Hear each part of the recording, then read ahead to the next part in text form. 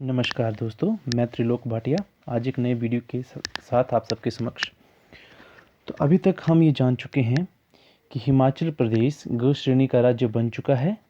अभी तक यहाँ पर 3 चीफ कमिश्नर अपनी सेवाएं दे चुके हैं। यहाँ पर एक सलाहकारी समिति बनाई गई थी जो 9 सदस्यीय थी, परंतु उसकी सलाह बाध्यकारी नहीं होती थी, तो धीरे धीरे जनता में रोष उत्पन्न हो रहा था। डॉक्टर यशवंत सिंह परमार के नेतृत्व में जनता केंद्र से मांग कर रही थी, और भी जो भारत में कई ग श्रेणी के राज्य बने थे, वहाँ की जनता भी केंद्र से मांग कर रही थी कि ग श्रेणी के राज्यों में भी एक प्रजातांत्रिक रूप से एक समिति बने या एक सरकार बने जो लोगों को रिप्रेजेंट कर सके। तो केंद्र ने ये मांग स्वीकार कर ली थी 1951 में, और सभी ग श्रेणी के राज्यों में एक विधानसभा बनाने की अनुमति प्रदान कर दी थी। तो हम 1951 के बाद के बारे में पढ़ेंगे। 1951 के बाद क्या होता है कि पूरे देश में इलेक्शन होते हैं। अभी तक जो भी इलेक्शन हुए थे वो हमारा संविधान लागू नहीं हुआ था। 26 जनवरी 1950 को हमारा संविधान लागू हुआ है, तो उससे पहले ही इलेक्शन हुए थे। तो संविधान के लागू होने के बाद पहली बार पूरे देश में इलेक्शन होने जा रहे थे। तो ग श्रेणी के राज्यों में भी इलेक्शन होने थे, क्योंकि उनको भी एक चयनित सरकार बनाने का अधिकार दे दिया गया था। तो 1952 में पूरे देश में आम चुनाव होते हैं। परंतु यहाँ पर आप देखेंगे 1952 में तो पूरे देश में आम चुनाव होते हैं, परंतु एक क्वेश्चन जो कुछ लोग जो कंपटीशन की तैयारी कर रहे हैं, शायद उन्होंने पढ़ा भी हो, और जो नए बच्चे हैं शायद उनको अभी तक पता नहीं होगा। तो जो श्याम शरण नेगी थे, ये पूरे भारत में, ध्यान से सुनिएगा, पूरे भारत में प्रथम मतदाता थे। तो ये कैसे हो सकता है कि श्याम शरण नेगी जो, और ये हिमाचल प्रदेश से संबंध रखते थे, और ये पूरे भारत में प्रथम मतदाता थे। तो क्या हुआ था कि पूरे देश में इलेक्शन तो होने थे 1951-52 में, 51 के एंड में और 52 के शुरू में, परंतु हिमाचल में क्या होता है कि कई बार सर्दियाँ अधिक होने के कारण बर्फबारी हो जाती है। तो जो किन्नौर था, किन्नौर के कल्पा से ये संबंध रखते थे, किन्नौर के कल्पा से। तो वहाँ पर इलेक्शन जो थे वो अक्टूबर 1951 में ही हो गए थे, अक्टूबर 1951 में ही संपन्न हो गए थे। और वहाँ पर श्याम शरण नेगी जो एक कर्मचारी थे, इन्होंने पहले अपना वोट डाला था, वोट कास्ट किया था। तो इस प्रकार पूरे भारत में हिमाचल प्रदेश के किन्नौर से संबंध रखने वाले श्याम शरण नेगी, हमारे लिए ये गौरव की बात है कि ये पहले पूरे भारत में प्रथम मतदाता थे। तो जैसे ही इलेक्शन हुआ तो उसके बाद पूरे हिमाचल में जो सीट्स थी, जैसे अभी 68 सीट्स हैं, उस समय 4 डिस्ट्रिक्ट थे, तो 4 डिस्ट्रिक्ट में 36 सीट्स थी। पूरी विधानसभा की 36 सीटें थी। उनमें कांग्रेस को 24 सीटें मिली, और 2 और पार्टीज थी, एक थी SCF और एक थी KMPP। SCF पार्टी थी और KMPP थी कामगार मजदूर पीपल्स पार्टी। SCF को मिला था 1 स्थान, KMPP कामगार मजदूर पीपल्स पार्टी को मिले थे 3 स्थान, और जो निर्दलीय थे, अदर्स जो थे, इनको मिले थे 8 स्थान। तो ये कितने हो गए? 8 और 3 11, 11 और 1 12, 12 और 24 36। तो ये 36 सीट्स के इलेक्शन हुए थे, जिसमें कांग्रेस को 24 मिली थी सीट्स, SCF को 1 सीट मिली थी, KMPP को 3 सीट्स और अदर्स को मिली थी 8 सीट्स। तो इस प्रकार ये हिमाचल प्रदेश में 36 सदस्यीय विधानसभा का इलेक्शन हुआ था।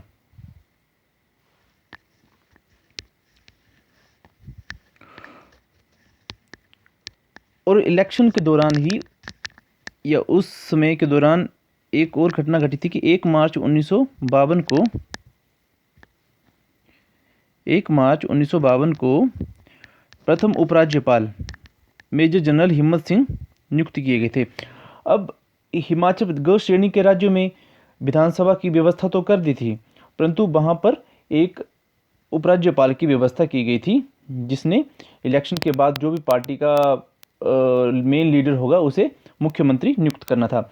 जैसे ये स्थिति आप समझिए, अभी ये स्थिति है हमारी न्यू दिल्ली की ये स्थिति है। वहाँ पर एक LG, आपने नाम सुना होगा, LG होता है उपराज्यपाल, और वहाँ पर मुख्यमंत्री है या विधानसभा है, वहाँ जिसके मुख्यमंत्री हैं श्री केजरीवाल जी। तो ऐसी ही स्थिति हमारी थी 1952 में हिमाचल प्रदेश की। तो हमारे प्रथम उपराज्यपाल कौन थे? मेजर जनरल हिम्मत सिंह। ये भी क्वेश्चन कई बार कॉम्पिटिटिव एग्जाम में आ चुका है। प्रथम उपराज्यपाल श्री मेजर जनरल हिम्मत सिंह। तो इन्होंने ही, जब कांग्रेस को ज़्यादा सीट्स आ गई तो कांग्रेस के जो मेन लीडर थे डॉक्टर यशवंत सिंह परमार, उनको मुख्यमंत्री बनाकर शपथ दिलाई थी 24 मार्च 1952 को। उपराज्यपाल बने थे 1 मार्च 1952 को मेजर जनरल हिम्मत सिंह, और 24 मार्च 1952 को यशवंत सिंह परमार हिमाचल प्रदेश के प्रथम मुख्यमंत्री बने थे। तब हिमाचल प्रदेश गौ श्रेणी का राज्य था। उस समय जो यशवंत सिंह परमार जी थे, उन्होंने 2 मंत्री भी बनाए थे। उन 2 मंत्री, जो मंत्री थे उनके नाम थे, एक थे पद्मदेव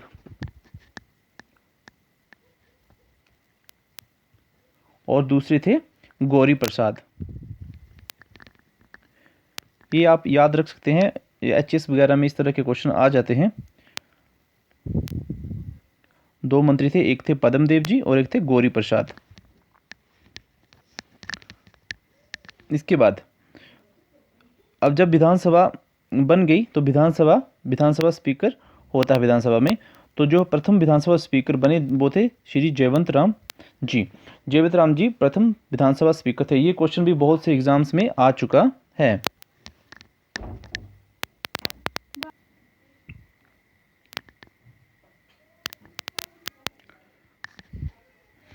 तो अभी तक सब कुछ ठीक ठाक चल रहा था, परंतु हिमाचल पर फिर से विपत्ति आने वाली थी।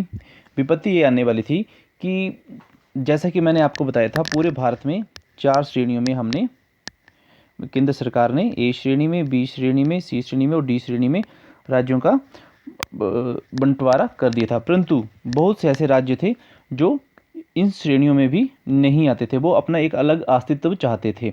तो उन्होंने डिमांड करना शुरू कर दी। तो तब केंद्र सरकार के पास समस्या थी कि किस तरह से राज्यों का बंटवारा किया जाए या किस तरह से राज्यों का पुनर्गठन किया जाए। तो 1954 में केंद्र सरकार ने राज्य पुनर्गठन आयोग की स्थापना की। इस राज्य पुनर्गठन आयोग की स्थापना में इसमें 3 सदस्य बनाए गए थे, जिन्होंने सिफारिश देनी थी कि किस तरह से राज्यों का पुनर्गठन किया जाए। तो उसमें एक थे जो अध्यक्ष बनाए थे फाजिल अली।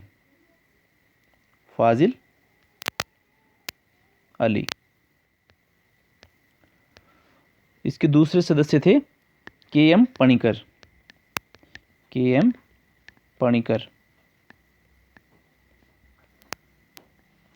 और तीसरे सदस्य थे एच.एन. कुंजरू।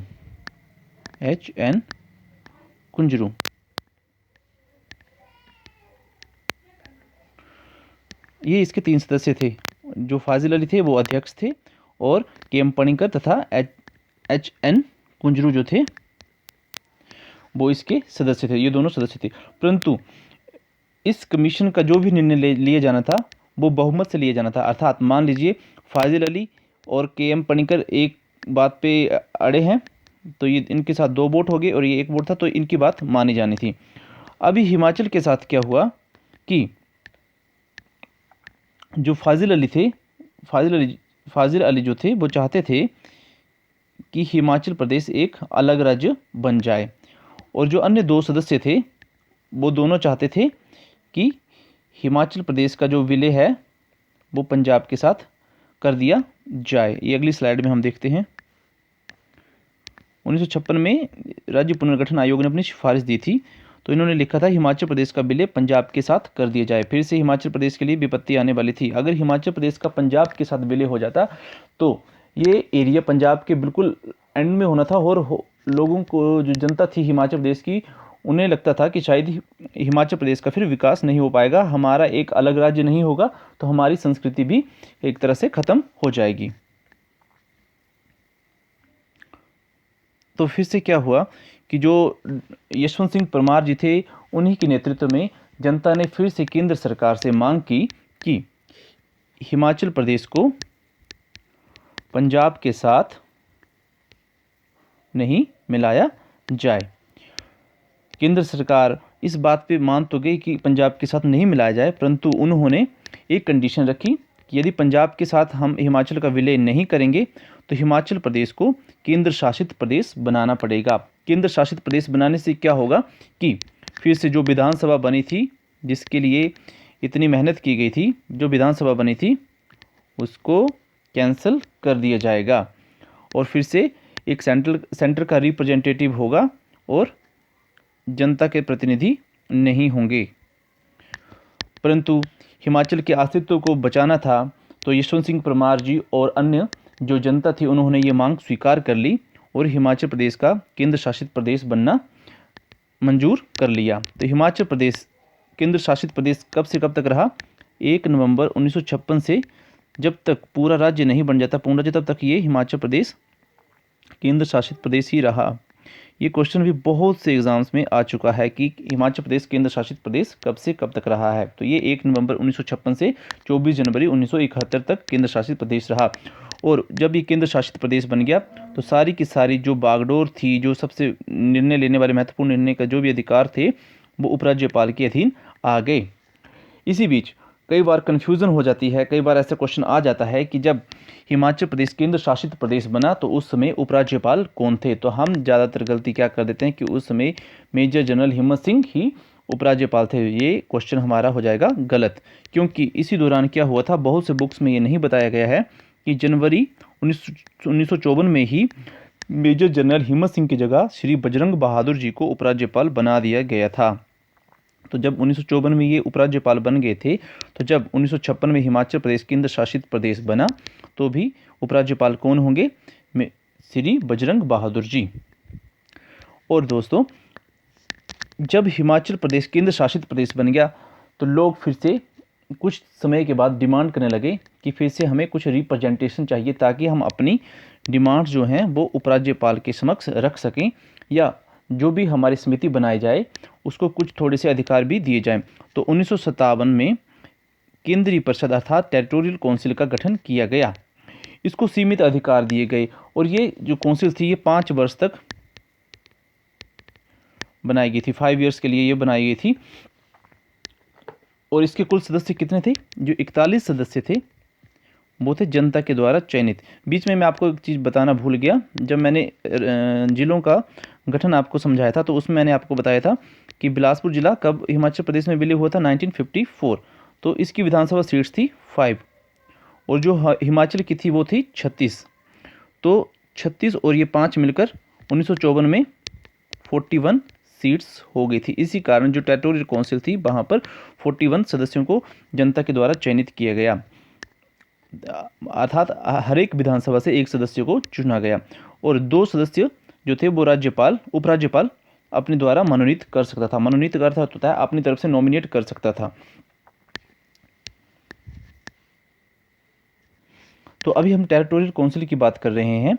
टेरिटोरियल काउंसिल में 5 वर्ष के लिए टेरिटोरियल काउंसिल चुनी गई थी और इनको बहुत से सीमित अधिकार दिए गए थे और 2 महीने में इनको कम से कम एक बार अपनी मीटिंग करना अनिवार्य थी।